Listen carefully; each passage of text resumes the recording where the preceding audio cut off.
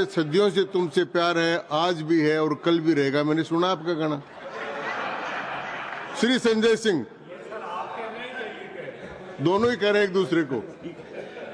धन्यवाद मान्यवर, आपने एक अत्यंत महत्वपूर्ण बिल पे मुझे अपनी बात कहने का मौका दिया। मैं जैसे उदय प्रताप जी की चंद पंक्तियों से अपनी बात शुरू करूंगा। न मेरा है न तेरा है, ये हिंदुस्तान सबका है। नहीं समझी गई ये बात तो नुकसान सबका है। न तेरा है न मेरा है, ये हिंदुस्तान सबका है। नहीं समझी गई ये बात तो नुकसान सबका है।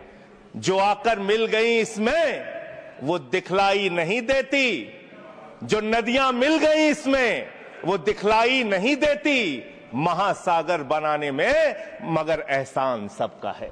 महासागर बनाने में मगर एहसान सबका है। मान्यवर, हम लोग बचपन से एक शब्द सुनते आए, सरकार माई बाप। सरकार माई बाप यानी कि जो सरकार होती है वो लोगों की माई बाप होती है, मां की तरह ख्याल रखती है, पिता की तरह ख्याल रखती है। लेकिन अगर कोई सरकार अपने बच्चों को उसका गला घोटने पे उतारू हो जाए तो वो फिर सरकार निष्पक्ष सरकार नहीं है। नहीं है मान्यवर, वो सौतेली मां है, वो सौतेली मां है, उसका व्यवहार सौतेला है। और आज आप जो काम कर रहे हैं इस बिल के माध्यम से, आप बाबा साहब डॉक्टर भीमराव अंबेडकर जी के द्वारा लिखे गए संविधान की हत्या कर रहे हैं। और ये बात मैं इसलिए कह रहा हूं कि बाबा साहब डॉक्टर भीमराव अंबेडकर जी ने संविधान की धारा 26 में लिखा, धार्मिक मामलों के प्रबंधन की स्वतंत्रता, धार्मिक एवं धर्मार्थ उद्देश्यों के लिए संस्थाओं की स्थापना एवं रखरखाव करना, धर्म के मामलों में अपने स्वयं के मामलों का प्रबंधन करना, चल एवं अचल संपत्ति का स्वामित्व एवं अधिग्रहण करना तथा ऐसी संपत्ति का कानून के अनुसार प्रशासन करना। यह अधिकार आपने नहीं दिया, यह अधिकार किसी भारतीय जनता पार्टी के लोगों ने नहीं दिया। यह अधिकार बाबा साहब डॉक्टर भीमराव अंबेडकर जी के द्वारा लिखे गए भारत के संविधान ने दिया मानकर। और आप उस संवैधानिक अधिकार को छीन रहे हैं एक गैर संवैधानिक बिल लाके। क्या क्या लिखा इस कानून के अंदर आपने, किस तरीके से आपने इस संविधान की हत्या करने का काम किया। आप बड़ी बड़ी बातें कर रहे हैं। ये सरकार कह रही है कि ये कानून हम मुसलमानों के भले के लिए आ रहे हैं। जब मैं आपसे सुनता हूं तो मुझे लगता है कपिल शर्मा कॉमेडी सर्कस में बोल रहा है। आप मुसलमानों का भला कर रहे हैं, आप मुसलमानों का भला कर रहे हैं। दोनों सदन में एक भी सदस्य, दोनों सदन में सिर्फ एक सदस्य गुलाम अली को छोड़ के एक भी सदस्य आपका मुसलमान नहीं है। आप मुसलमानों का भला कर रहे हैं, आप मुसलमानों का भला कर रहे हैं। पूरी सरकार में एक मंत्री आपका मुसलमान नहीं है, आप मुसलमानों का भला कर रहे हैं। दो नेता अपने घरों में आपने बैठा दिया, मुख्तार अब्बास नकवी, शाहनवाज हुसैन, दोनों की राजनीति आपने खत्म कर दी। आप मुसलमानों का भला कर रहे हैं, आप मुसलमानों का भला कर रहे हैं, आप मुसलमानों का भला कर रहे हैं। अरे सुनना सीखो, सुनना सीखो पहले। मान्यवर, मैं इनके इस कानून में क्या क्या लिखा हुआ है, क्या क्या कहा है इन्होंने। बैठ जाए कृपया, गुलाम अली जी बैठ जाए। धार्मिक संपत्तियों को यह बिल कब्जा करने की नापाक कोशिश है। और धार्मिक संपत्तियों को सदन में इतनी कब्जा करने के लिए सदन में इतनी शांति है कि आराम से आप बोलोगे तो आराम से बोल रहा हूं सर। हाँ। आप बैठे हैं तो आपको देख के वैसे ही आराम आ जाता है। आपको देख के मैं वैसे ही आराम में रहता हूं सर। आप जब है आपका संरक्षण है तो आराम से ही बोल रहा हूं। बोलिए। मान्यवर, धार्मिक संपत्तियों को कब्जा करने की एक कोशिश है। इसलिए इस बिल पर न हिंदू को खुश होना चाहिए, न सिख को खुश होना चाहिए, न ईसाई को खुश होना चाहिए, न जैन को खुश होना चाहिए, न बौद्ध को खुश होना चाहिए, क्योंकि नंबर सबका आएगा।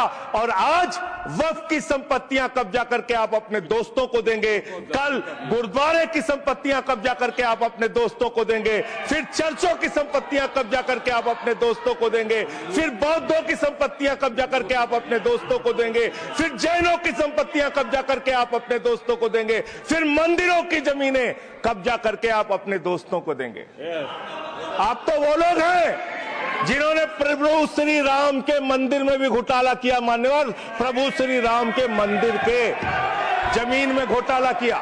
मैं कागज दूंगा सर, मैं कागज दूंगा। कर दिया मैंने। ये लोग राम मंदिर में घोटाला करने वाले लोग हैं, राम मंदिर की जमीन का चंदा खाने वाले लोग हैं सर। ये लोग 2 करोड़ की जमीन 5 मिनट में 18 करोड़ में बेची सर इन लोगों ने। 16.5 करोड़ का घोटाला किया, 18.5 करोड़ में जमीन बेची।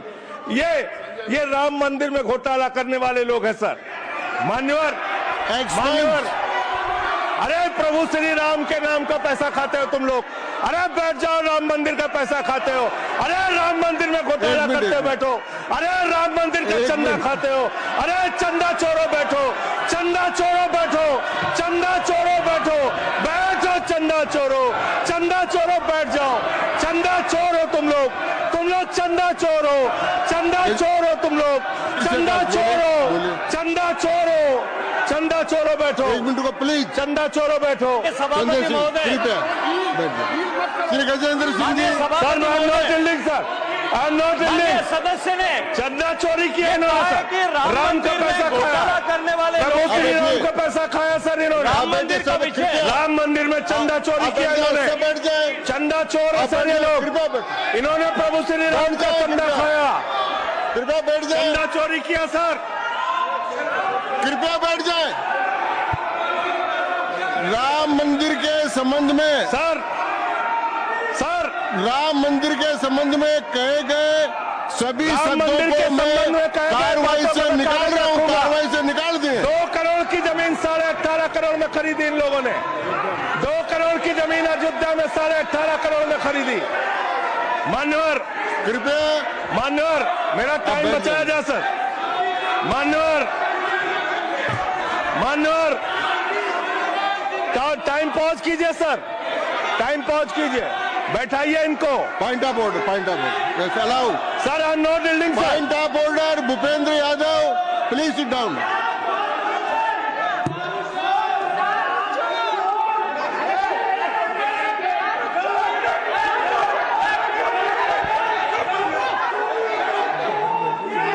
भाई पॉइंट ऑफ ऑर्डर मैंने दिया। आप जाइए स्थान पर, कृपया अपने स्थान पर जाएं। मैंने व्यवस्था का प्रश्न उठाने का मौका दिया भूपेंद्र जी यादव को।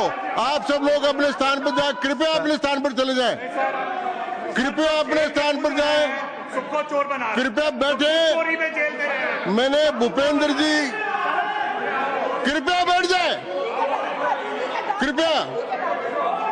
श्री भूपेंद्र यादव सर, मैं पहले Bhupendra ji, yes sir, Bhupendra Yadav sir, Madan ji Rathore कृपया बैठ जाएं। सर ये कृपया, मैंने भूपेंद्र जी यादव को व्यवस्था का प्रश्न उठाने की अनुमति दी है, लेकिन मैं पहले बता दूं कि राम मंदिर के बारे में जो कुछ इनको कहा मैंने उसको एक्सपेंस कर दिया है, वो कार्रवाई का हिस्सा नहीं है। आप बोलिए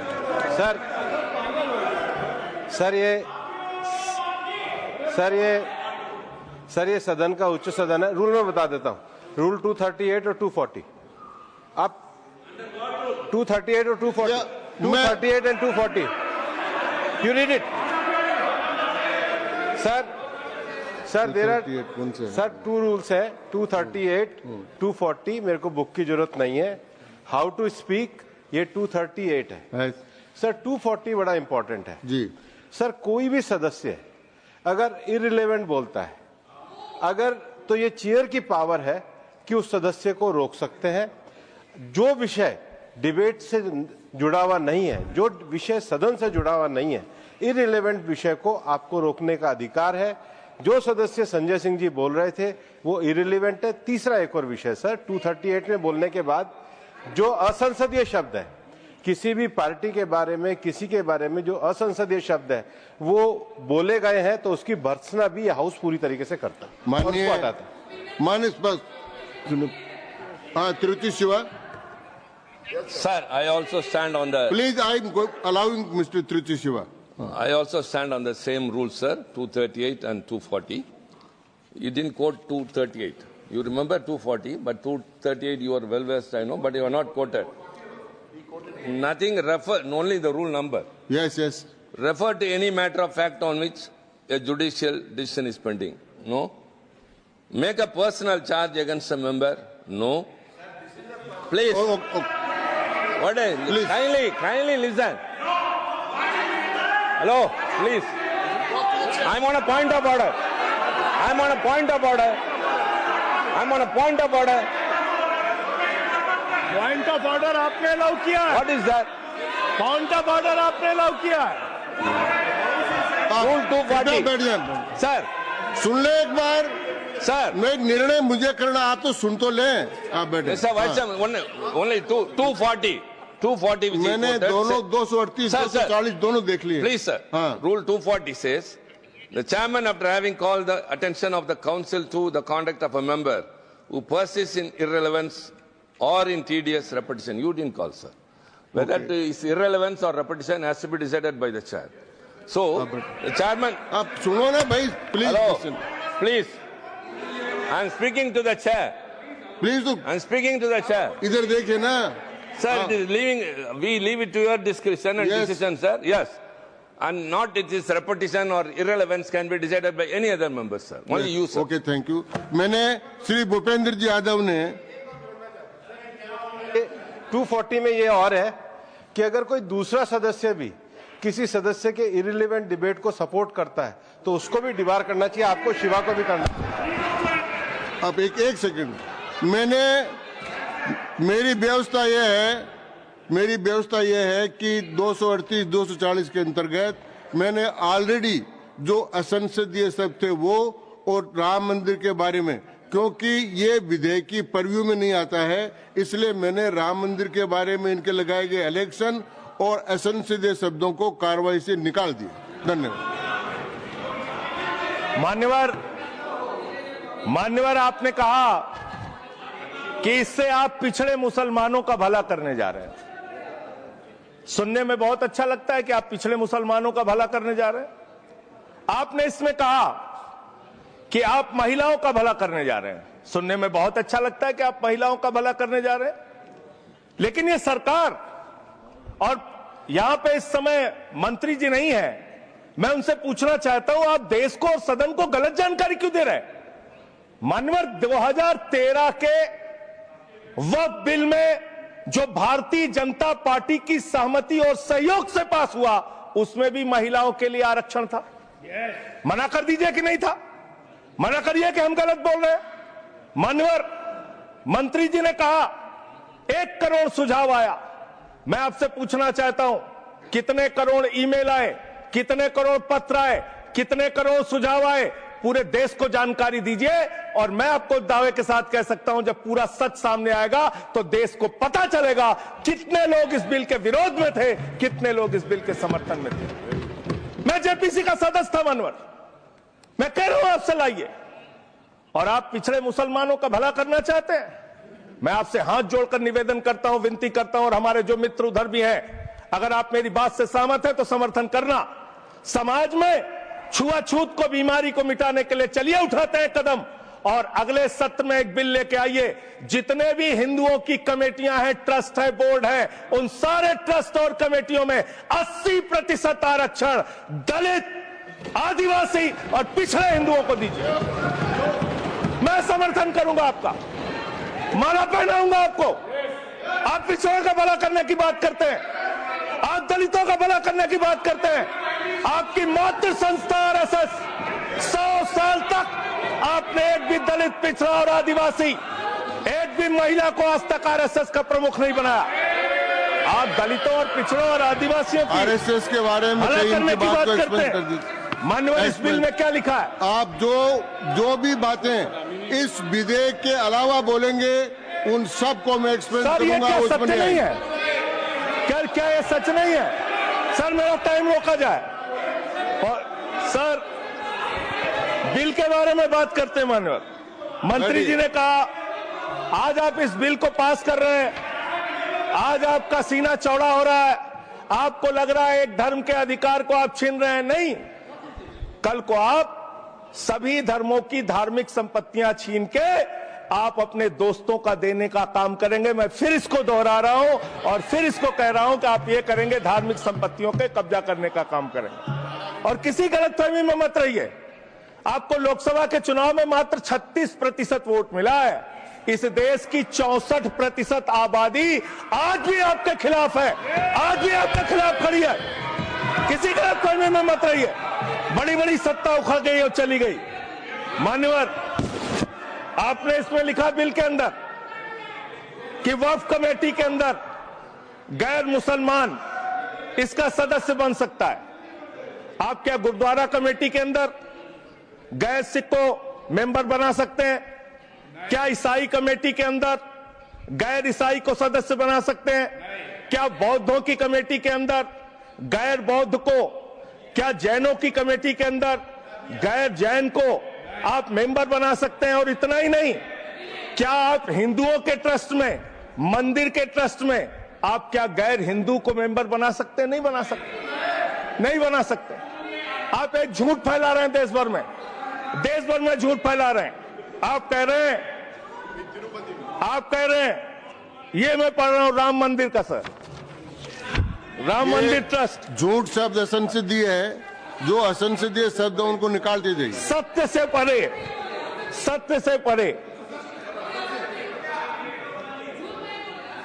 सर ये प्रभु श्री राम के मंदिर का ट्रस्ट, मैं इसका समर्थन करता हूं। नहीं, आप सर मैं इसका समर्थन कर रहा हूं। ये सब्जेक्ट नहीं है सर, समर्थन कर रहा हूं। सुन तो लीजिए, आप कहे से नहीं सुनूंगा। डिस्ट्रिक्ट मजिस्ट्रेट प्रोसीडिंग में नहीं आएगा सर, मेरी बात तो बिल्कुल नहीं आएगा। सर मेरी बात सुन लीजिए। घनश्याम जी प्लीज, चेयरमैन साहब, district magistrate of Ayodhya will be ex officio trustee who will be A practicing Hindu. If the DM is not Hindu, then additional district magistrate will be an ex officio member of the trust. हम इसका समर्थन करते हैं sir. Hindu धर्म के trust में हिंदू को member होना चाहिए, आपने लिखा, हम इसका समर्थन करते हैं। लेकिन आप दूसरे धर्मों के ऊपर कह रहे हैं। कल को आप गुरुद्वारा कमेटियों में कहेंगे सिख नहीं, दूसरे धर्म के लोग इसमें आएंगे। कल को आप जैन कमेटियों में घुसड़ेंगे, बौद्धों की कमेटियों में घुसड़ेंगे। ये बात गलत है, ये पूरी तरीके से गलत है। और आज पूरे देश को आप बताइए, मान्यवर, पूरे देश को आप बताइए, 2009 में आपने अपना घोषणा पत्र जारी किया था, मैनिफेस्टो। ये मैनिफेस्टो आपका लेके आया हूं, ये तो आपका डॉक्यूमेंट है, मेरे घर नहीं बना।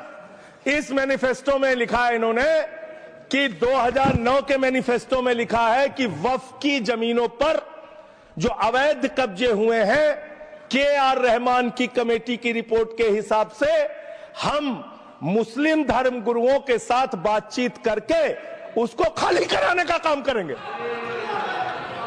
कितना दोहरा चरित्र है आपका। आपने कहा वक्फ की जमीनों को खाली कराने का काम करेंगे जिसपे कोई और कब्जा कर रखा है। मान्यवर, एक और बात, सुप्रीम कोर्ट के अंदर आप कह रहे हो कागज चाहिए, कागज चाहिए। मंत्री जी ने कहा कागज चाहिए। मंत्री जी, आपको कागज की बहुत जरूरत होती है, कागज आपको चाहिए। आपकी सरकार ने 2020 में, ये पूरे देश को देखना चाहिए, पूरे देश को सर, 2020 में मैं जेपीसी का मेंबर था, एक कागज वहां मिला मैं 2020 में सुप्रीम कोर्ट में। सर आप, मेरी बात नहीं आ रही सर, सर मेरी बात नहीं आ रही। 2020 में मान्यवर, इस भारत की सरकार ने, मोदी जी की सरकार ने शपथ पत्र दिया सुप्रीम कोर्ट में। से क्या लिखा हुआ है? 99% वक्फ की संपत्तियां डिजिटाइज हो चुकी हैं। मुख्तार अब्बास नकवी साहब आपके मंत्री थे, उनका बयान है 100% वक्फ की संपत्तियां डिजिटाइज हो चुकी हैं। तो जब आप सारी संपत्तियां डिजिटाइज कर चुके हैं, सब कुछ ऑनलाइन कर चुके हैं वामसी पोर्टल में, सारे कागजात जांच चुके हैं, तो क्या आप फसाद कराने के लिए फिर से कागज मांग रहे हैं? फसाद कराने के लिए, आप फसाद कराने के लिए कागज मांग रहे हैं। आप फसाद कराने वाले हिंदू हैं, हम सौहार्द फैलाने वाले हिंदू हैं। यह बुनियादी फर्क है, यह बुनियादी फर्क है। आप देश भर में फसाद, नफरत, लड़ाई झगड़ा कराने का काम करते हैं। मान्यवर, मैं अंत में आप लोगों से सिर्फ एक ही बात कहना चाहता हूं कि आज सच्चर कमेटी की रिपोर्ट की बात कही गई और कहा गया 12,000 करोड़ की आमदनी हो सकती थी। एक सुझाव मैं पूरे सदन की तरफ से इस सरकार को देना चाहता हूं। 12,000 करोड़ की आमदनी की चिंता है वक्फ की, करोड़ों मुसलमानों की चिंता है आपको। एक अपने दोस्त को पकड़ के लाइए, नीरव मोदी को 20,000 करोड़ वसूलिए, 12,000 करोड़ वक्फ को दीजिए, 8,000 करोड़ अपने पास रखिए। 8,000 करोड़ का आपको मुनाफा होगा, 12,000 करोड़ वक्फ को दे दीजिए, करोड़ों मुसलमानों का भला हो जाएगा। मान्यवर, अंतिम बात कह के आपने कहा सच्चर कमेटी की रिपोर्ट से 12,000 करोड़ की आमदनी की बात कही गई है। अर्ध सत्य मत बोलिए, पूरा सत्य बोला कीजिए। सुविधाजनक सत्य मत बोलिए, पूरा सच बोला कीजिए। मंत्री जी, इसमें लिखा हुआ है सच्चर कमेटी की रिपोर्ट में कि भारत की सरकार ने, राज्यों की सरकार ने अलग अलग राज्यों में अलग अलग जगहों पे 365 वक्फ की संपत्तियां कब्जा कर रखी हैं। आप उसके बारे में नहीं बताते, आप अर्ध सत्य बोलते हैं। मैं तो जेपीसी का मेंबर रहा हूं, मुझे सब पता है। तो इसलिए मान्यवर, आप फैला रहे हैं झूठ। ट्रिब्यूनल के फैसले, बस खत्म सर, खत्म। असत्य, सत्य से परे मान्यवर, सत्य से परे। मान्यवर, ट्रिब्यूनल के लिए आप कह रहे हैं उसको अपील नहीं की जा सकती। हाई कोर्ट का फैसला ट्रिब्यूनल के फैसले के खिलाफ आया है, सुप्रीम कोर्ट का फैसला ट्रिब्यूनल के फैसले के खिलाफ आया है। आपने कहा 5 साल का प्रैक्टिसिंग मुस्लिम होना चाहिए। कैसे प्रैक्टिसिंग मुस्लिम तय करेंगे सर? आप क्या मुसलमानों के घर में सीसीटीवी का कैमरा लगाएंगे? कौन नमाज पढ़ रहा है, कौन नमाज नहीं पढ़ रहा है, कौन मुसलमान है, कौन मुसलमान नहीं है? आपने मान्यवर ऐसे प्रावधान इसमें रखे हैं जो बड़े अजीब हैं, जो अपने आप में ये बताते हैं कि आपकी मंशा सिर्फ देश में झगड़ा कराने की है, नफरत फैलाने की है, फसाद कराने की है। आपकी मंशा कहीं भी मुसलमानों का या किसी वर्ग का भला करने की नहीं है। बस एक अंतिम बात कह के अपनी बात समाप्त करूंगा। ये काम आपने देश के अंदर बहुत अच्छा शुरू कर दिया। आप एक काम करते हैं, देखो मुसलमानों को ठीक कर रहा हूं, दूसरी तरफ महंगाई बढ़ रही है, नुकसान हिंदुओं का। 94 लाख करोड़ रुपए शेयर बाजार में डूब रहा है, नुकसान हिंदुओं का। 11 लाख बच्चे स्कूलों से बाहर निकल गए, नुकसान हिंदुओं का। तो मुसलमानों को ठीक करने के नाम पर आप नुकसान देश के करोड़ों हिंदुओं का भी कर रहे हैं। इसलिए ये सब बातें करके देश में आप नफरत फैला के ये सब झगड़े फसाद के काम मत कीजिए। और अंत में आपसे एक ही बात कहना चाहता हूं, अभी भी वो मौका है इस बिल को, जो गैर संवैधानिक है, जो बाबा साहब के संविधान के खिलाफ है, इसको वापस लीजिए। धन्यवाद।